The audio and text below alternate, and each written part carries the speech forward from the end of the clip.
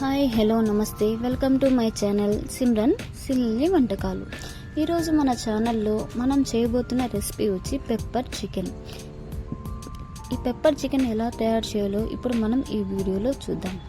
ముందుగా చికెన్ తీసుకొని అందులో పసుపు వేసుకొని ఈ విధంగా చేత్తో బాగా కలిపేసుకోవాలి.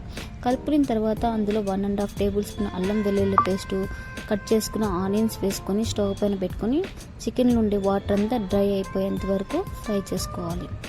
ఈ విధంగా మొత్తం చికెన్లో వాటర్ డ్రై అయిపోయాక అందులో 1.5 టేబుల్ స్పూన్ కారం పొడి వేసుకొని బాగా కలుపుకొని నీళ్లు వేసుకొని చికెన్ ఉడకడానికి వదిలేయాలి. ప్లేట్ పెట్టేసి చికెన్ ఉడికేదానికి వదిలేయాలి. ఈ విధంగా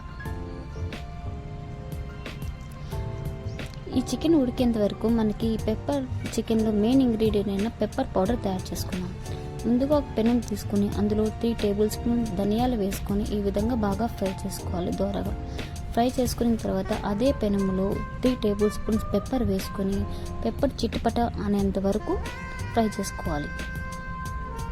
ఫ్రై చేసుకున్న తర్వాత ఆ రెండింటిని ఒక ప్లేట్లో తీసుకునేసి జార్లో వేసుకొని బాగా పౌడర్ చేసుకునేయాలి. ఈ విధంగా పౌడర్ అయిపోయాక అందులో మనము వెల్లుల్లిపాయలు వేసుకొని లైట్గా గ్రైండ్ చేసుకోవాలి. ఈ విధంగా లైట్గా గ్రైండ్ చేసుకున్న పౌడర్ని పక్కన పెట్టేసుకునేయాలి. తర్వాత పెనం పెట్టుకొని అందులో 2 to 3 టేబుల్ స్పూన్స్ ఆయిల్ వేసుకోవాలి. ఆయిల్ బాగా వేడయ్యాక అందులో మనం ముందుగా ఉడికించి పెట్టుకున్న చికెన్ వేసుకొని 3 నుంచి లేదా 4 నిమిషాల వరకు బాగా ఫ్రై చేసుకోవాలి. ఎందుకంటే చికెన్లో ఉండే మసాలా అంతా బాగా ఫ్రై అవ్వాలి. ఇలా ఫ్రై అయిన తర్వాత అందులో మనము వెల్లుల్లిపాయలు కచాపచాగా దంచుకుంటాము, అది వేసుకొని ముందుగా రెడీ చేసి పెట్టుకున్న పెప్పర్ పౌడర్ చల్లుకోవాలి. మనకి కావాల్సినంత పెప్పర్ పౌడర్ చల్లుకొని దాన్ని ఒక 2 నిమిషాలు బాగా మంచి వాసన వచ్చేంత వరకు ఫ్రై చేసుకోవాలి. ఈ విధంగా బాగా కలుపుకుంటూ ఉండండి, కింద మాడంటేయకుండా. కలుపుకున్న తర్వాత మనము ఆనియన్స్ సన్నగా కట్ చేసి పెట్టుకోవాలి. ఆ కట్ చేసుకున్న ఆనియన్స్ని ఉప్పు వేసుకుని ఈ విధంగా చేత్తో నలుపుకునేయాలి.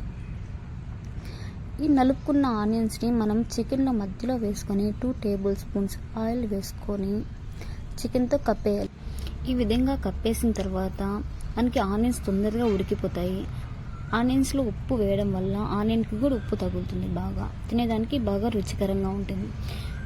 ఇలా ఉడికిన తర్వాత బాగా అన్నిటినీ కలిపేసుకునేసి మళ్ళీ 2 మినిట్స్ ఫ్రై చేసుకోండి.